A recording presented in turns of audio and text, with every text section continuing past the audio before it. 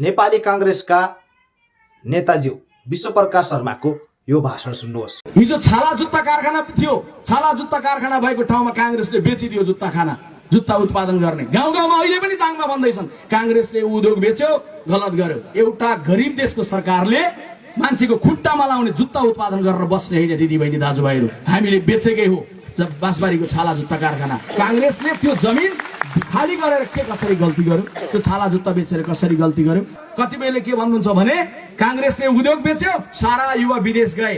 Communist पार्टीले हातमा बन्दुक थमाउँदै गर्दा कांग्रेस पार्टीले हातमा पासपोर्ट थमायो। कौनसा गल्ती गर्यो? आज साउदी, कतार, मलेसिया, दुबई कहीँबाट लाइभ हेर्दै हुनुहुन्छ त्यहाँका युवाहरूले भने सम्झिनुहोस् आदरणीय मित्रहरू, कम्तीमा बुढी भएकी आमाको अस्पतालको उपचारको खर्च तपाईँ साउदी, कतार, मलेसिया, दुबईबाट पठाइरहनु भएको छ कांग्रेसको कारणले। के कांग्रेसले साउदी, कतार, मलेसिया, दुबई जाने ढोका खोलेर गल्ती गर्यो?